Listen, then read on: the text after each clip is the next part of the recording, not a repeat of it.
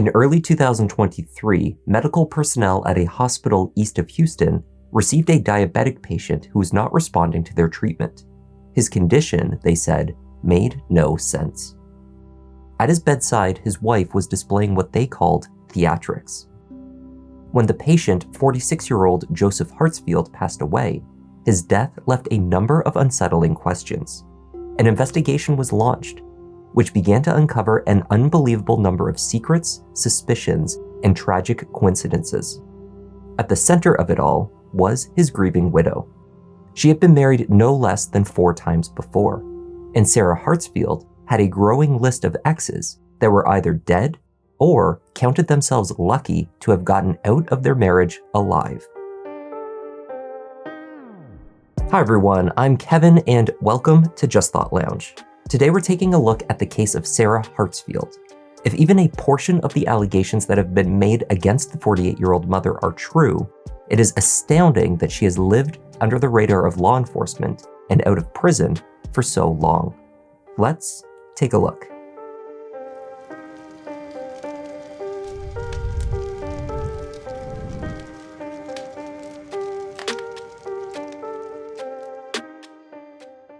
Sheriff's deputies from Chambers County, Texas, were called out to Baytown Houston Methodist Hospital on January 7, 2023. Dispatch had received a call from an ER nurse around 6:30 p.m.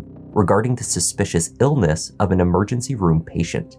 He had been brought in via ambulance from Beach City. 46-year-old Joseph Hartsfield, a diabetic, was suffering from extremely high insulin levels. Over the next week, treatment in hospital, which medical teams believed should have been effective, were failing. 8 days after being rushed to the hospital, Joseph remained unresponsive. At that time, his wife, Sarah, made the difficult decision to end life support. Joe Hartsfield passed away on January 15th and was subsequently cremated. May we take this time together in silence to honor the life of Joseph Hartsfield. Law enforcement, after receiving what they called inconsistent information from medical staff, launched a full-scale investigation. They learned that Joe wore a glucose monitor that registered his levels to an app connected to both his and his wife's phones. Should his sugar levels fall too low or jump too high, alerts would sound to notify them of the danger. His wife had been home with him all night. It made no sense with a working monitor for Joe's condition to have reached such extremes. Throughout the ordeal and in the days following Joe's death, Sarah Hartsfield posted on social media of her heartache. A video from the hospital posted to her Facebook account showed a wife devastated over her husband's condition. Despite these outward displays, suspicions remained. According to medical staff, Joe's insulin levels peaked 4 to 6 hours before the widow had called 911. The alarm from the monitor application on her phone must have been sounding and been ignored for hours. From the couple's home outside of Houston, Sarah said she had been recovering from her own health issues the evening before. She had fallen asleep on the couch and had slept through the night undisturbed by any alerts. Alarms related to her husband's blood sugar sounded regularly, she said, so she did not see a reason for concern at that time.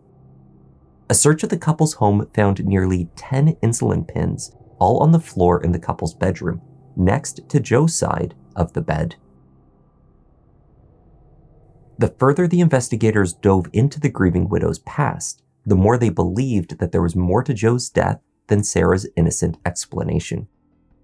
Investigators learned that in her 48 years, Sarah Hartsfield had lived in 39 different homes across multiple states, had been married 5 times, and engaged to be married once more on top of that. Nearly every one of her exes, those that were still alive at least, said that at some point Sarah had made them fearful for their lives. Concerned that she would run, Sarah Hartsfield was promptly arrested. The investigation was still ongoing, and the medical examiner had not issued a decision on Joe's manner of death. Regardless, Sarah Hartsfield was indicted for murder and held on a $5 million bond. Her court-appointed attorney awaited the evidence that they assumed must be coming. However, as you heard in there, the discovery is lacking in this case. There's no medical examiner report. There's no police report. And so we're just working with what we have right now. Our defense is she had nothing to do with it. And if you had nothing to do with it, I mean, that's your defense. You know, I never gave him medication. That's why they're focusing on past events and not this current event. While Sarah Hartsfield sat in custody, teams from across the country set to work piecing together her sordid past.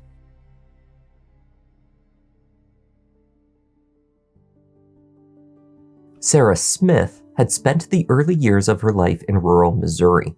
Her family owned acres of farmland in the sprawling countryside.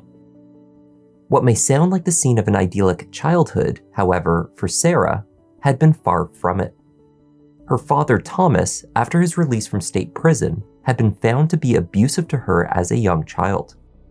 Upon learning of his actions, her mother divorced him, only to remarry another convict who had been recently released after serving time for second-degree murder.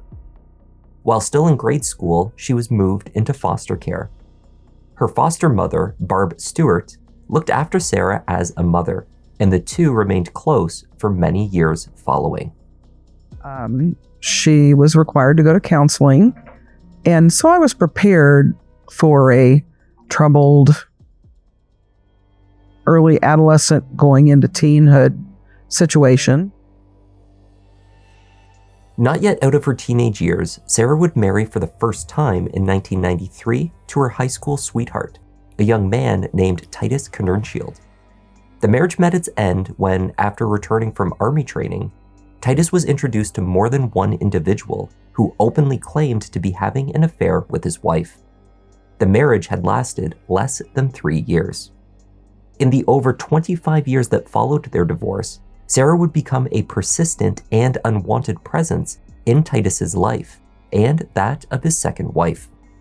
He alleged that he had found Sarah lurking near to his home, that his vehicle had been vandalized, and that he repeatedly received unwanted phone calls. She would continuously show up into my life. You'd think she was gone. I have no children with her. There was no reason to be with her at all. And she would call our house and pester me, pester my wife. She threatened my family when I was in Oklahoma and my family was still in Fort Hood area, telling them that she's going to be stopping by. At one point, Titus and his wife alleged that they noticed an odd smell one evening while sitting within the house. When they went outside to investigate, they spotted Sarah quickly exiting their property in the dark of the night. After they watched her leave, the couple took a look at the house. There was gasoline, the cause of the odd smell, splashed all over the side of the house.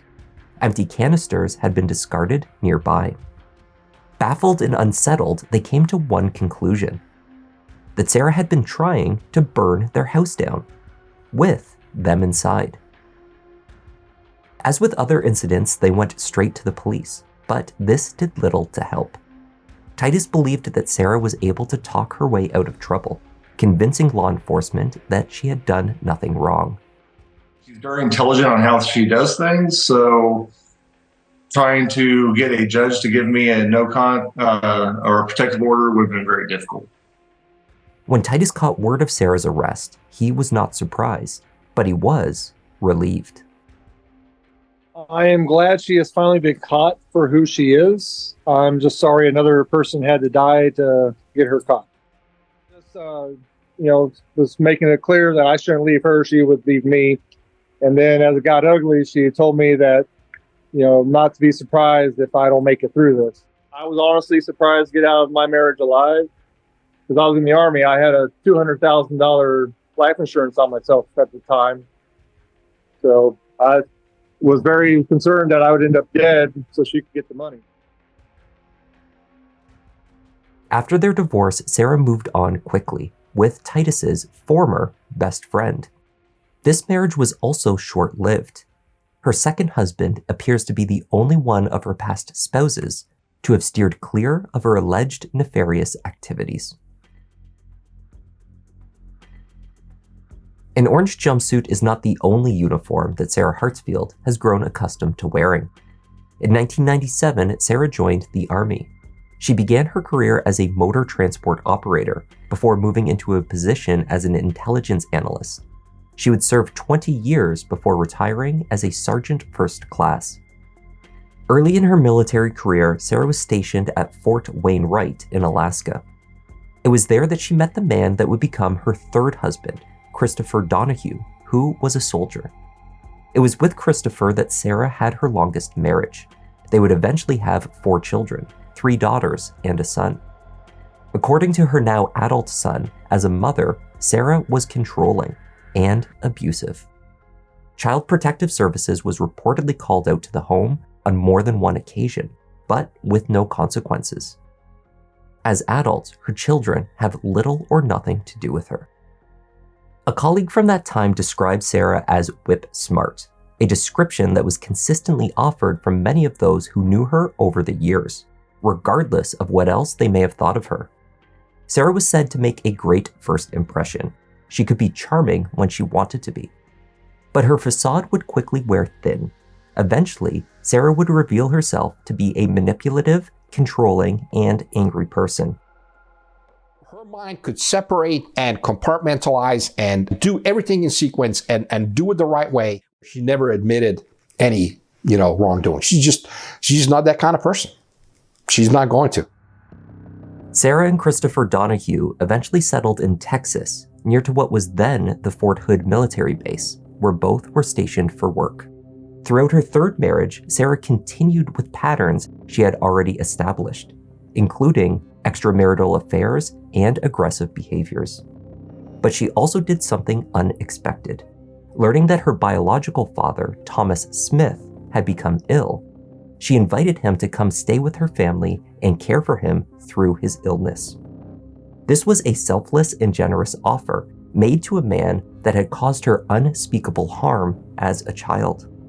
By way of explanation, she told her children, if not her, then who else would take care of him? Within 3 days of being under her care, Thomas died.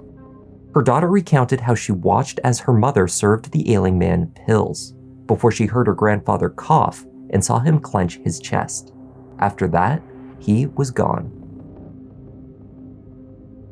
From the county jail many years later, Sarah explained that she had simply provided her father with his prescribed medications and had tried to make him comfortable. He died in her home, ostensibly from natural causes.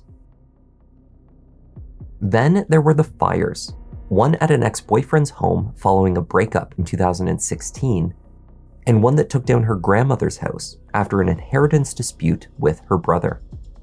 Upon her grandmother's death in August 2014, Sarah traveled with her family back to her childhood home in Missouri to attend the funeral. After the service, she was informed that a few hundred acres of land, the family home, and everything inside it had been left entirely to her older brother Cody. She was to receive nothing. According to Cody, a heated argument ensued. Her brother cared for their grandmother in her old age. He had been responsible for her home that was now his and the property for years before she died.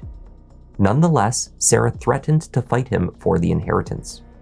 According to Cody, Sarah arrived uninvited to the house with a U-Haul and proceeded to load up all the items that she deemed to be of value and of which she believed that she was entitled.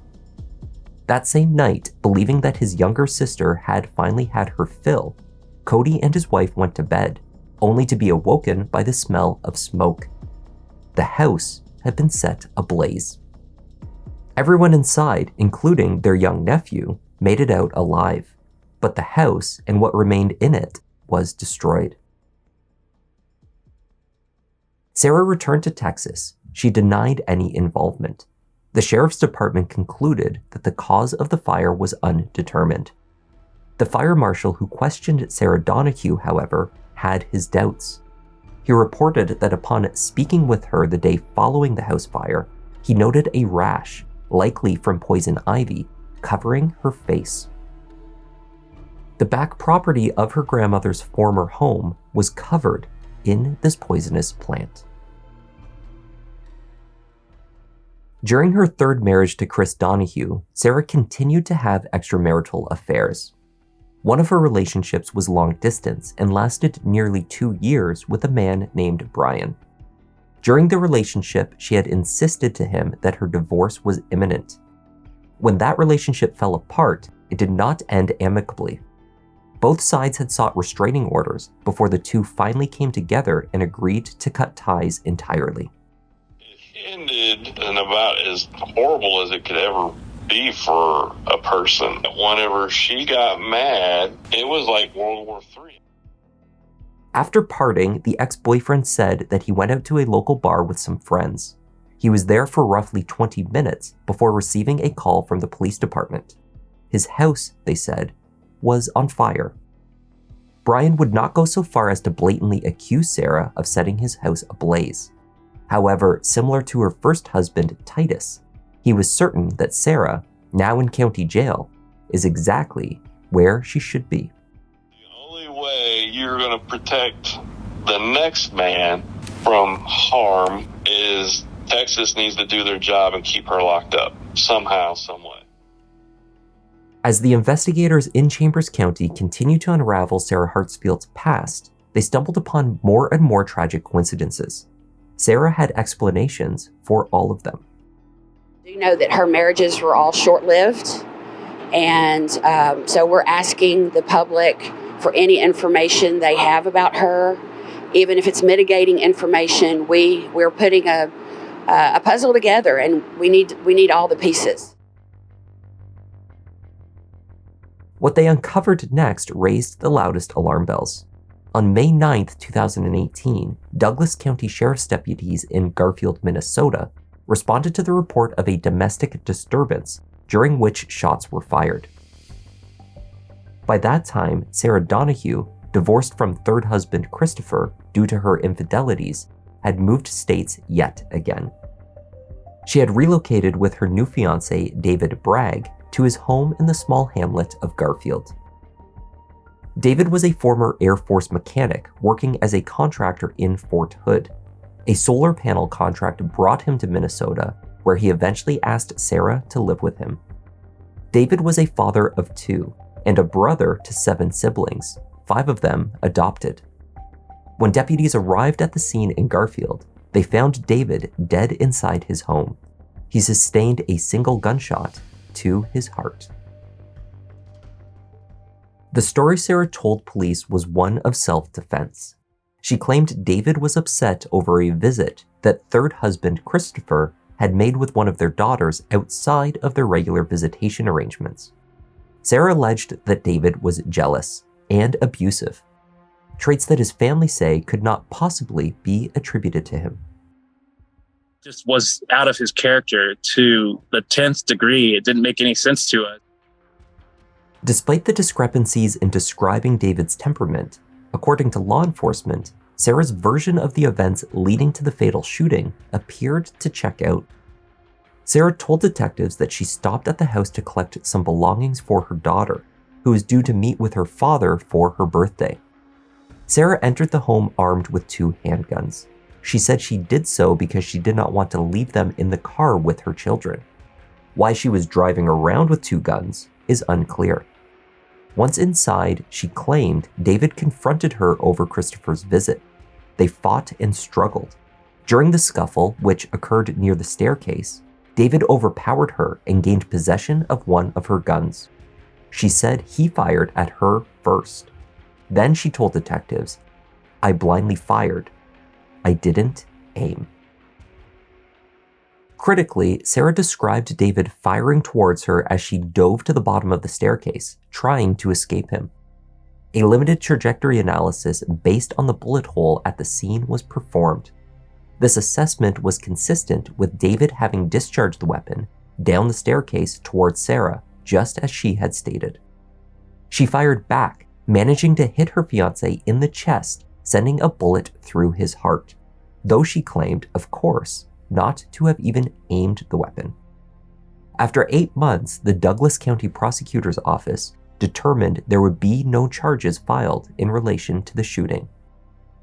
They found that Sarah had been facing lethal force and had been justified in fighting back. For David Bragg's family, Sarah Donahue's story had more than one major flaw. Notably, they pointed to the problems in the couple's relationship leading up to David's death. According to his family, David wanted out of the engagement. His family had suspected a breakup would occur in the near future. I knew the relationship was deteriorating, but we're all adults. I figured a relationship that deteriorates will deteriorate naturally in the right way. Unfortunately, I was wrong in that situation, and it definitely went as bad as it could. As a further bizarre motive for his murder, one of Sarah's daughters has speculated that at the time of David's death, her mother was desperate to rekindle her relationship with her father, Christopher, who had recently returned from Korea and started a new relationship of his own. Perhaps she could win Christopher back, if only David was no longer in the picture. I hope that she gets exactly what she needs to get in order to be stopped. 6 months after being cleared of the shooting, Sarah remarried once again and moved her new husband into the home she and David Bragg had shared. Husband number 4, David George, worked for a gas company in Minnesota and had met Sarah after attending the property to do some work. Her third husband, Chris Donahue, had in fact also remarried. After he did so, Sarah turned increasingly hostile. According to Christopher, after his wedding, she stopped abiding by their agreed custody arrangements and withheld the children from him. Then, in 2021, he and his new wife Heather went to court with a startling accusation. They believed that Sarah George had plotted to have her new husband kill Christopher's new wife. He alleged that the plot was aimed at derailing his efforts to get custody of their 2 minor children. Quote, so that I would be too busy dealing with the death to focus on fighting for my girls anymore. It seems that David George himself had spoken directly to Christopher, admitting that his wife had asked him repeatedly to kill Heather. Sarah had given him a gun and told him not to come home until the act was complete. David George did indeed travel from Minnesota to Arizona, where the Donahues had moved from Texas, ostensibly to commit the murder. But when he arrived at the Donahues' door with a flower delivery for Heather, he encountered Christopher. Flowers for Donahues? No card or anything? Oh, let me check and see if I got it. David got into his vehicle and drove off, never to return. He says he did not have the gun with him when he approached the door. At home in Minnesota, he would continually lie to Sarah about why he had to delay the killing. Based on what Christopher relayed to law enforcement, the FBI investigated and sent a police patrol to monitor the Donahues' home. David George initially retracted the statements he had shared with Christopher, and no charges were filed. Nonetheless, Sarah kept to her word. She locked David out of the house and filed for divorce. 2 months after Christopher signed an affidavit outlining the plot to kill his new wife, a judge issued a restraining order barring Sarah from contacting him or his family. She lost custody of her younger girls, who were still minors. She was instructed not to contact them. Sarah George met Joseph Hartsfield online. They dated for roughly 3 months. The two were wed less than 1 month after their engagement. The wedding on the 22nd of February 2022 was a shock to Joseph's family. Though, like each family before, they had been initially impressed by the new bride and hopeful of a successful marriage. By December, the relationship was in shambles. Sarah complained in Facebook posts that her husband had mummy issues. She told her older daughter that she was done with him. Joe was also planning his exit from the marriage. He told family members that he feared that his wife would kill him. 4 days before he was taken to hospital, Joe had made new living arrangements with family for the days after he asked Sarah for a divorce. He also secretly opened a bank account in Huntsville, near to where his family lived. They claimed that he was already leaving for work early every morning to avoid being in the house with her. In the days before his medical emergency, he was actively planning to leave her. But Joe would not have the opportunity to put his escape plan into action. After his death, Sarah posted that she felt numb and lost without her husband. She wrote that she listened to old phone messages from him on repeat just to hear his voice. Few people believed her grief was genuine. On February 3rd, she was indicted on a charge of first-degree murder. She pleaded not guilty. County officials have been cautious not to let Sarah Hartsfield slip through the cracks once again. In March 2023, they convened a panel of doctors to review Joseph Hartsfield's autopsy results. The panel concluded that the cause of death was complications due to the toxic effects of insulin. In other words, an insulin overdose. But the manner of death was undetermined. Based on medical science alone, they could not conclude that Joseph died by homicide. The investigation, spanning decades of personal history across multiple states, is ongoing. The state has not shown me anything at this point that she's done anything. I can say from my dealings with her, her statements to me, stories never change. Her story has never changed. I need to look to Discovery to see what they have, but in all honesty, I think she's innocent. Ms. Hartsfield has filed a motion to dismiss her attorney. And so we'll see what the judge does there. We're still investigating, and that's really all I can say about it at this time. Since her arrest in February, Sarah's defense has successfully argued to reduce her bond 3 times, from the $5 million that was initially imposed down to $2 million. But she remains in custody. Sarah has also successfully replaced her court-appointed attorney with a new legal team.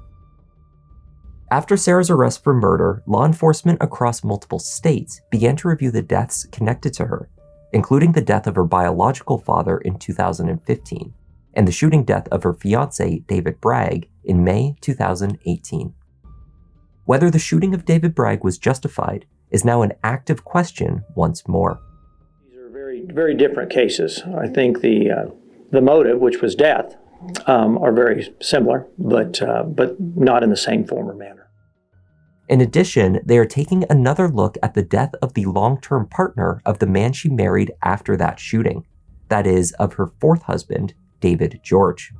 For decades, he had been involved with a woman named Becky Kunzie. Becky died under circumstances that her family deemed suspicious in late January 2018. Sarah then married David George the following summer. At that time, Becky's death was attributed to a heart valve problem. She had suffered related health issues years prior. There have been few further details released about this investigation. However, the Sheriff's Department have disclosed that they are also looking into another potentially related house fire.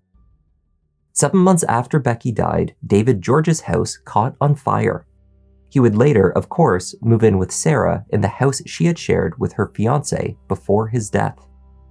Investigators are also re-examining the alleged murder plot against her 3rd husband's wife, involving the use of 4th husband David George as a hitman. Sarah has spoken out from the county jail, denying all accusations and complaining of the nationwide character assassination that she says she has unfairly endured. If she is guilty of anything, she says, it is picking horrible husbands. A trial date for the murder of Joseph Hartsfield has not yet been set, though May 2024 has been floated as a possibility. Sarah's new attorneys have stated that a further delay of 12 or even 24 months is not unlikely given the complexities of the case. For many who have had the displeasure of knowing Sarah Hartsfield, the only thing that matters at this stage is that she remains locked away, where she cannot seek out any more victims. Sarah Hartsfield remains innocent until proven guilty.